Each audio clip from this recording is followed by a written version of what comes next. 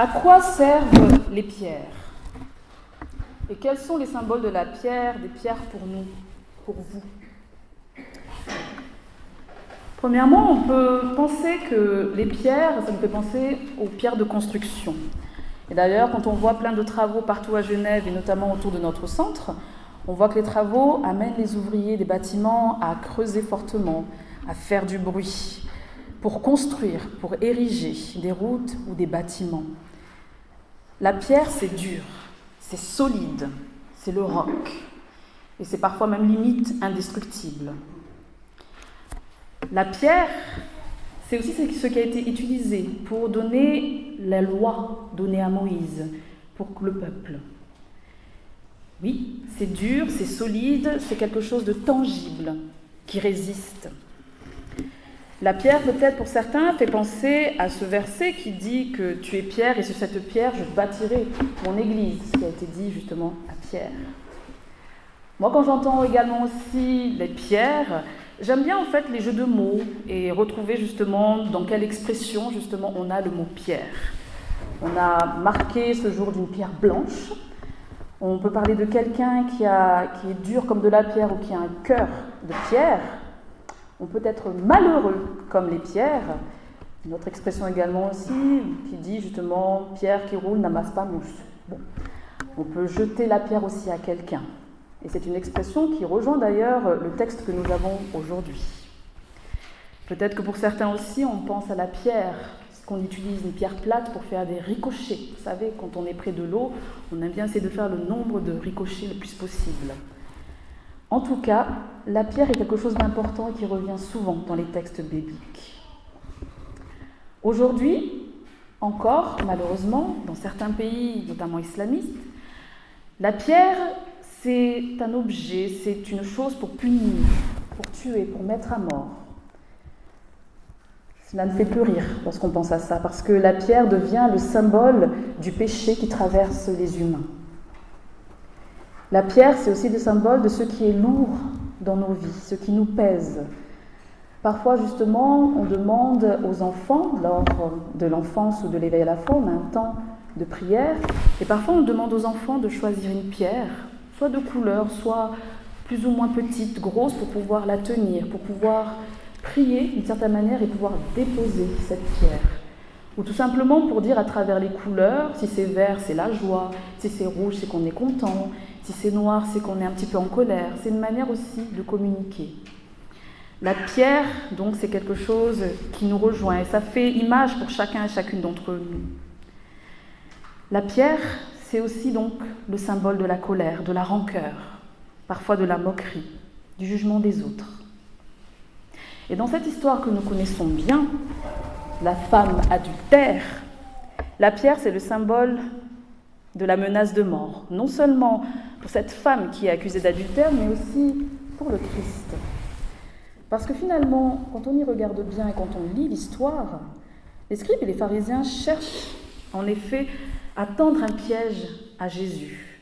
Et d'ailleurs, ils s'acharnent sur cette femme dont finalement, ils n'en ont rien vraiment à faire, c'est plutôt un prétexte. Elle est amenée tel un objet justement devant Jésus, pour être un objet justement de chute pour Jésus. Parce que le but, c'est de savoir comment Jésus va réagir à cette situation-là. Certes, les pharisiens et les scribes disent qu'il y a une loi, normalement, qui permet de condamner des personnes qui sont coupables d'adultère. Mais normalement, il s'agit des deux coupables. Si on lit Lévitique 20, verset 10, il est écrit « Si un homme commet un adultère avec une femme mariée, s'il commet un adultère avec la femme de son prochain, l'homme et la femme adultères seront punis de mort. » Donc si les pharisiens devaient justement bien appliquer ce qu'ils viennent d'énoncer, ce n'est pas que la femme qu'ils auraient dû prendre, mais également aussi l'homme avec qui elle a eu cet adultère-là, parce qu'elle n'était pas toute seule, me semble-t-il. Il faut être deux dans cette situation. Or, on amène cette femme, qui n'est qu'un objet, pour mettre Jésus en difficulté. Et la réaction de Jésus, elle est surprenante. C'est surtout en fait dans sa posture qu'il y a quelque chose d'étonnant. On vous dit qu'à ce moment-là, dans le texte, il était au Mont des Oliviers et qu'il est venu justement petit matin pour pouvoir enseigner justement au peuple qui était présent dans la synagogue. Jésus nous montre quelle est la position de l'enseignant. Un enseignant, c'est quelqu'un qui s'assoit, qui s'abaisse parmi ceux qu'il vient rejoindre. D'ailleurs, c'est un mouvement général qui va avoir lieu dans ce texte-là. On a d'abord vers le haut, puis le bas. En fait, si on regarde vraiment en grec, mais je vais essayer de ne pas trop vous perdre avec les suffixes, les préfixes justement en grec, il y a toujours ce mouvement de s'asseoir, d'être élevé ou de s'abaisser. Et d'ailleurs, par 2 fois, justement, Jésus va s'abaisser, va s'asseoir. S'asseoir pour enseigner, se relever pour parler aux scribes et aux pharisiens, et s'abaisser pour rejoindre cette femme qui est condamnée. Ainsi, ce mouvement-là, il est important. Et autre chose aussi qui est important, c'est que Jésus écrit, on vous dit, dans le sable, par terre. On ne sait pas ce qu'il écrit. Est-ce que c'est quelque chose qui est important? Sûrement. Mais en tout cas, personne n'a eu idée de ce qui est écrit là-dedans. En tout cas, dans sa façon de faire, de répondre, Jésus, au lieu de répondre à l'attaque des pharisiens, il va donc se baisser, se mettre à tracer quelque chose dans le sol, geste énigmatique. Peut-être justement une manière pour lui de ne pas répondre à la violence par la violence, de ne pas être acerbe, je ne sais pas. Cet acte, en tout cas, il est assez rare dans les Écritures, mais il est important dans ce cas ici.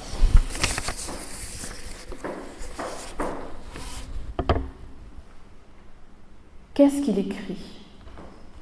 On ne sait pas, mais en tout cas, il écrit sur la terre.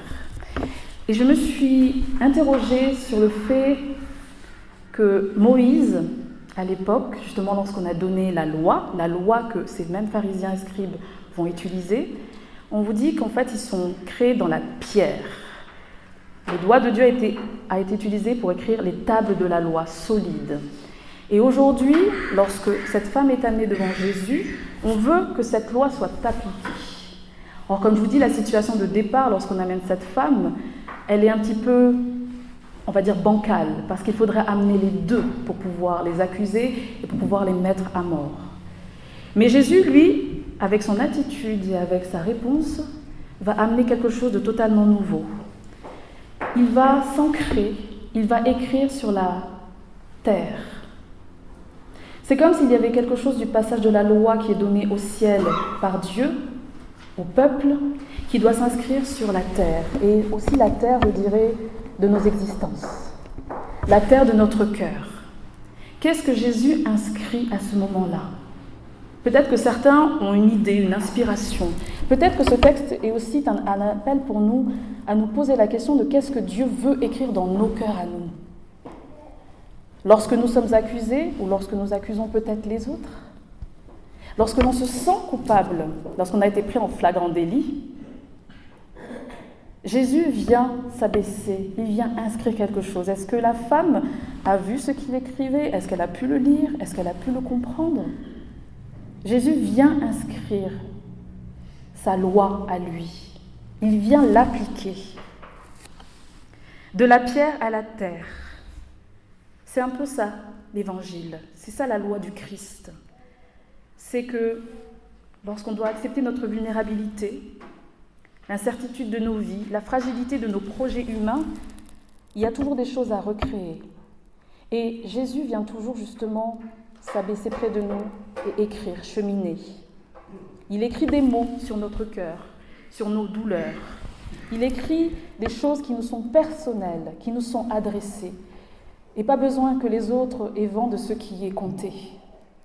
Non, c'est personnel, c'est à nous. Qu'est-ce que Jésus est venu inscrire dans ton cœur aujourd'hui ou au cours de cette semaine?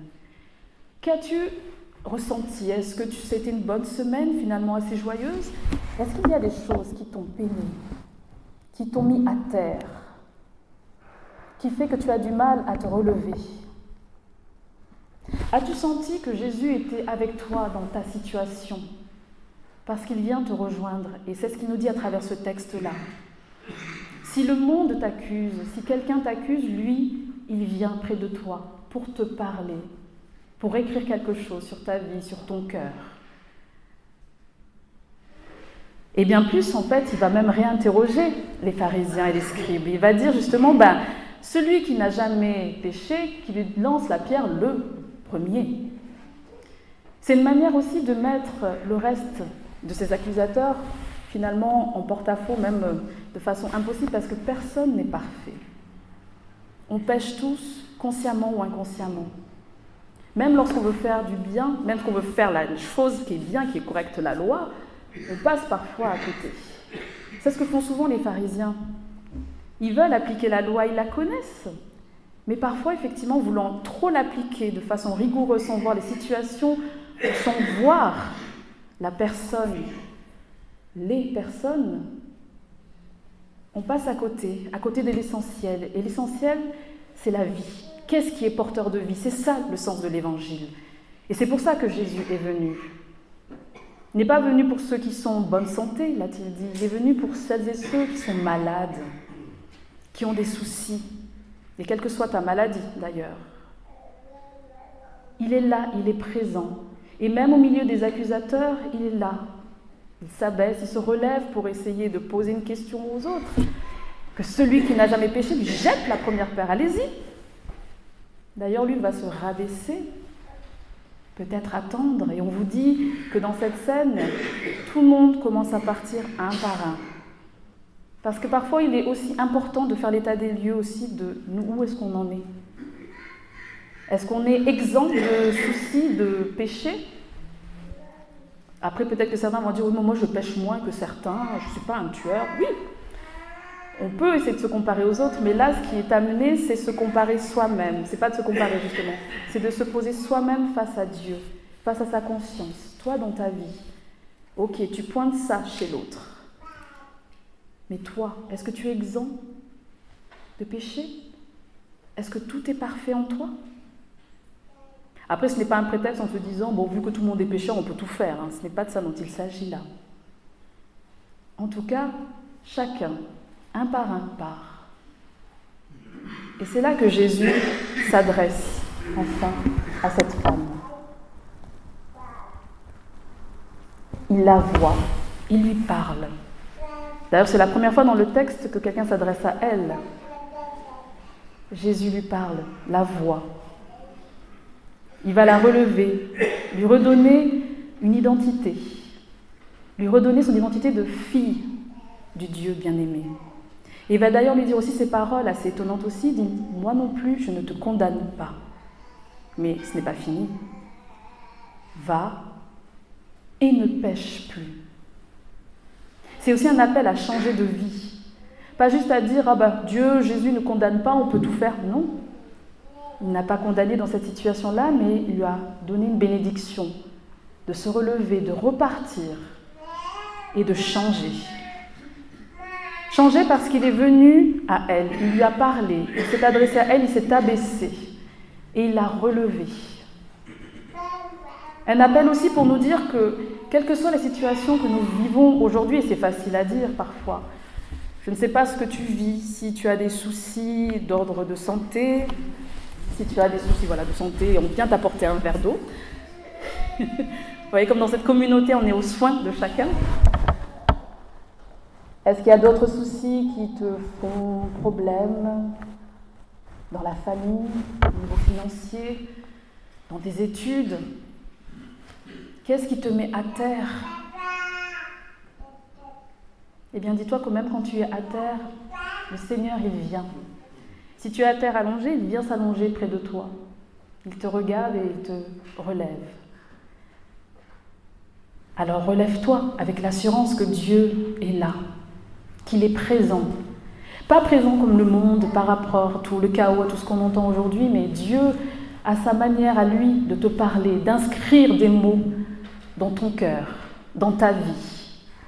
Tu n'es pas parfait, c'est vrai. Mais ça ne t'empêche pas de pouvoir d'être atteint par Dieu.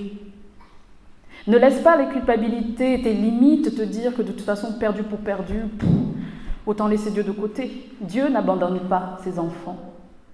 Il t'aime d'un amour immense. Et il a même donné son Fils Jésus-Christ pour toi. Et dans quelques jours, dans quelques semaines, on va même fêter la Pâque. Et dans la Pâque, il y a aussi une histoire de pierre roulée. Une pierre qui fermait le tombeau, et on vous dit que la pierre a roulé pour laisser une ouverture, pour laisser une résurrection, pour laisser la vie sortir. La vie qui prime sur la mort. Quel que soit ce que tu vis, quelle que soit la pierre que tu portes, Dieu est avec toi. Dépose cette pierre auprès de Dieu. Sois attentif à sa lumière, à sa parole, à ses écritures. Inscris-les dans ta vie. Chante-les, médite-les, fais silence. Et laisse le Seigneur justement graver dans ton cœur son amour, sa paix et ton identité. Tu es enfant bien-aimé du Seigneur Jésus-Christ. C'est ça ta première identité. Et ne l'oublie jamais. Amen.